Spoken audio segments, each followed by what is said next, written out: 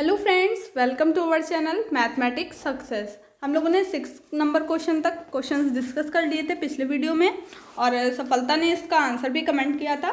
बाकी लोग भी का आंसर कमेंट करके बताया करिए। जो मैंने क्वेश्चन पूछे थे उनके आंसर उसने मुझे कमेंट बॉक्स में दिए थे, ठीक है। तो आप लोग भी सॉल्व करिए और आंसर्स देने की कोशिश करिए, ठीक है। और फिलहाल आंसर दीजिए या ना दीजिए, लगा जरूर लीजिएगा सवाल, ताकि आपकी चीज़ें क्लियर हों, ठीक है। तो यहाँ पे पहला question, if y equal to 3x+1 3x+4 so on 3x+22, then proof करना है forward delta 4 y equal to 1 3 6 0 8 0 3x+13 3x+16 3x+19 3x+22, ठीक है। इसको सॉल्व करना है। तो देखिए, अगर आप पहली बार देख रहे हैं तो पहले प्लेलिस्ट में जा करके देखिए शुरुआत से वीडियोस, तभी आपको चीज़ें समझ में आएंगी, ठीक है। तो यहाँ पे देखते हैं क्या करना है। तो हमने ये लिख लिया है, क्या दे रखा है, y की वैल्यू हमारी दे रखी है, वो नोट कर ली, ठीक। अब क्या करेंगे, 3x+1 से 3x+22 तक ये वैल्यूज दी हुई हैं या नहीं। अब आप देखेंगे सीक्वेंस क्या चल रहा है, ध्यान दीजिएगा। पहला 3x+1 है, दूसरा 3x+4 है, मतलब +3 होते हुए जा रहे हैं, ठीक है। यही तो हो रहा है। देखिए, अगर मैं इसको उल्टा लिख दूँ, मतलब यहाँ से अगर आप 1 2 3 मतलब इंटू करके 1 × 2 × 3 × 4 लिखें या 4 × 3 × 2 × 1 लिखें, कोई फ़र्क है नहीं है। इसलिए हम लोग इसको ऐसे भी लिख सकते हैं, इसीलिए हम लोगों ने ये उल्टा से लिखा है। 3x+22 पहले लिखा, ठीक। सेकेंड टर्म क्या आएगा, देखिए अब इधर से समझिए। पहला 3x+1 +3 किया, दूसरा 3x+4 है, तीसरा क्या आएगा, +3 करेंगे 7 आएगा, ये देखिए लिखा है 3x+7, और +7 में फिर इस टर्म में +3 करेंगे तो 3x+10, इसमें +3 तो 13, इसमें 3 प्लस करेंगे तो 16, और अब इसमें भी +3 करेंगे 19, 19 + 22, यहाँ तक की टर्म्स ले जाना था, क्योंकि लास्ट टर्म कितना था, 3x+22 था, ठीक है। इसको लिख लिया। अब क्या करेंगे, आपको पता है फैक्टोरियल, आपको पढ़ा चुके हैं क्या होता है फैक्टोरियल। कैसे जो है इसको नोट करेंगे।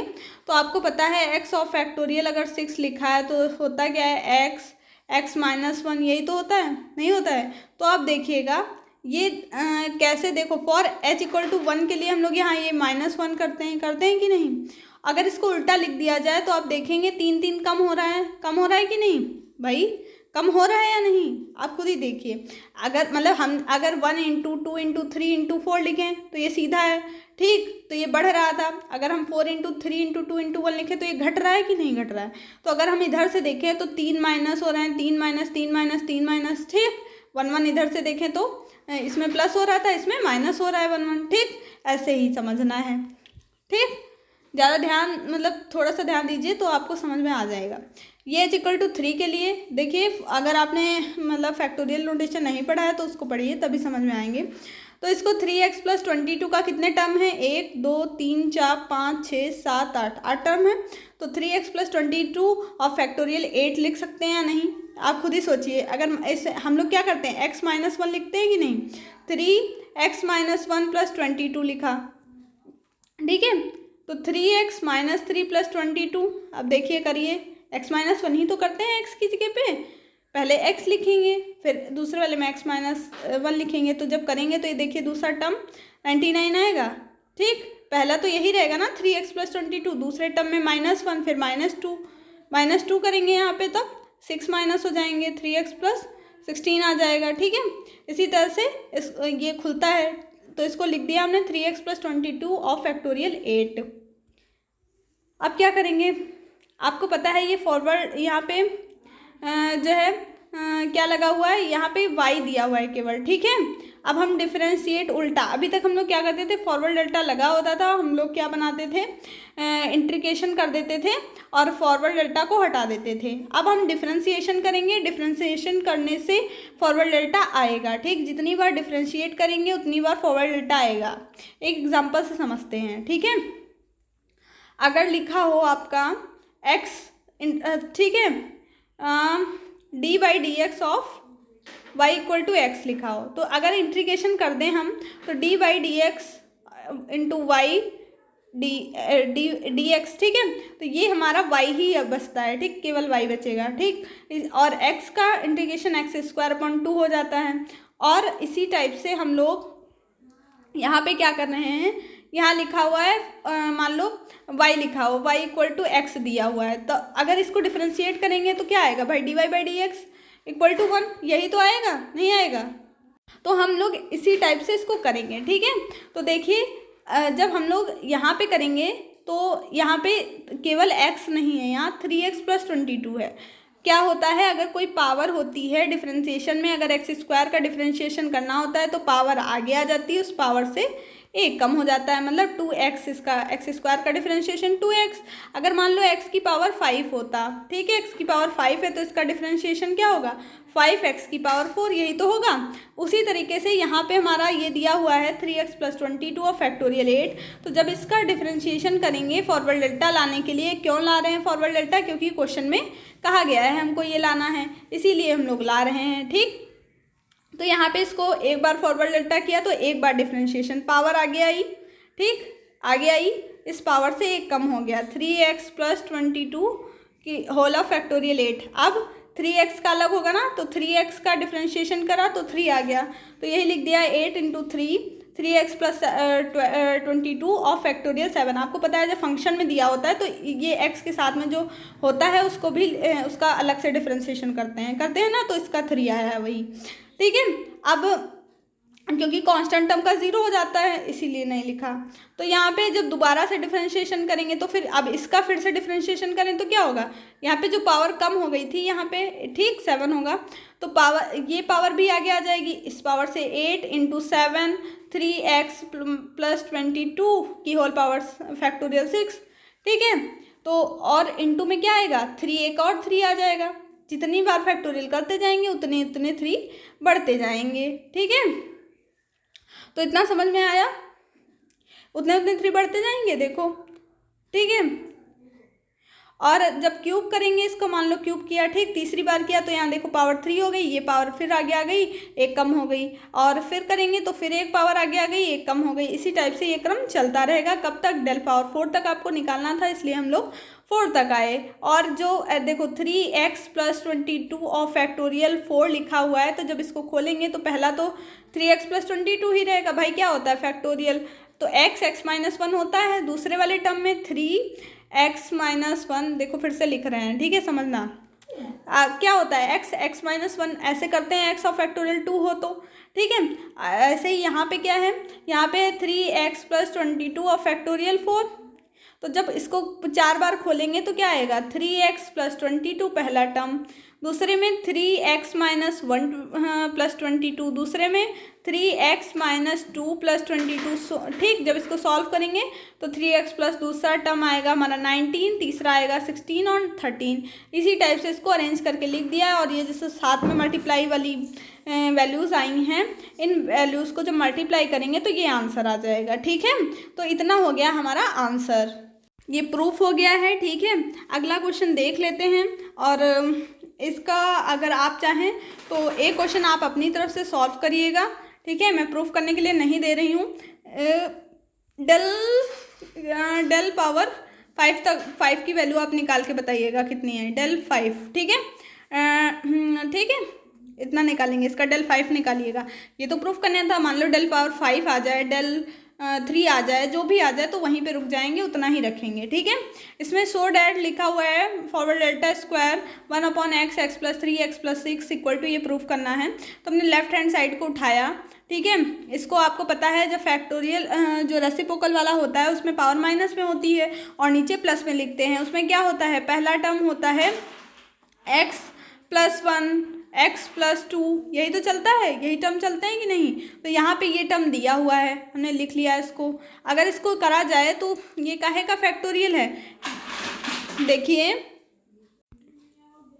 रेसिप्रोकल का x प्लस 1 होता है ना, ठीक है। तो यहाँ पे दिया हुआ है x, तो आपको सॉरी x प्लस 1 नहीं, x प्लस 1 x प्लस 2 यही चलता है ना रेसिप्रोकल में, 1 अपॉन में चलता है ये। तो हम लोगों को यहाँ पे दिया हुआ है x+3 x+6। तो हमने देखा कि यहाँ पे पहला टर्म जो है x दिया हुआ है, तो अगर हम लोग x-3 ले लें, ठीक है, x-3 ले लें तो पहला टर्म क्या आ जाएगा जब हम लोग करेंगे। तो यहाँ पे देखिए फॉर h=3 लिखा हुआ है, इसीलिए यहाँ पे 3 लिया गया है। तो h=1 भी हम लोग ले लेते हैं, ठीक है। जब इसको खोल के देखो मान लो ये आया, ठीक है, इसको खोल के देखेंगे अभी कैसे आएगा। x माइनस, कुछ गड़बड़ लग रहा है क्या, x+3 एक मिनट इसको देखते हैं। हाँ देखिए इसमें h=3 के लिए लिया है, तो अभी जब हम लोग x+1 कर रहे थे यहाँ पे x+3 करेंगे और h=3, ठीक है। तो जो अगर हम लोग इसको खोलते हैं देखो तो 1 में x+3, ठीक है, x+3 -3 ये वाला, ठीक है भाई। अगर x होता है तो x+1 करते हैं, तो यहाँ पे x -3 है तो x+3 -3, ये 3 कट गया तो x ही बचा। अगला टर्म जो आएगा x+ कितना आएगा 6 - 3, ठीक है, तो x+3 आएगा दूसरा टर्म।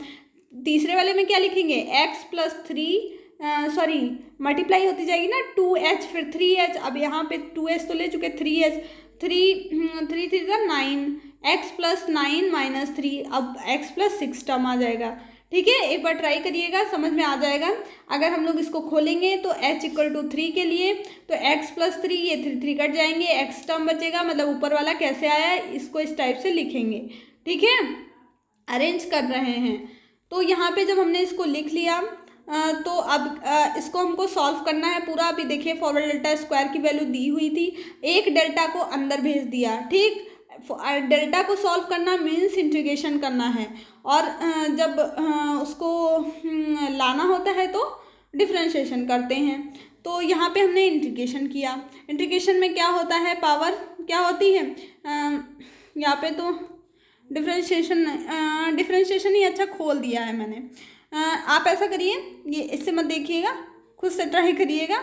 इसमें थोड़ा सा गड़बड़ सड़बड़ लिख दिया गया है, मतलब लिख दिया होगा, पहले ध्यान नहीं दिया होगा, तो आप लोग अपने हिसाब से करेंगे, ठीक है। इसको इस टाइप से फॉर्म से अरेंज करेंगे। पहले तो आपको पता है कि जब फॉरवर्ड डेल्टा की वैल्यू क्या होती है, फॉरवर्ड डेल्टा का मतलब क्या होता है, डिफरेंशिएशन होता है या नहीं होता है, बताइए। आपको बताया था जब फॉरवर्ड डेल्टा लगा हो उसको हटाना हो तो इंटीग्रेशन करते हैं, और लाना हो तो क्या करते हैं, डिफरेंशिएशन करते हैं, ठीक।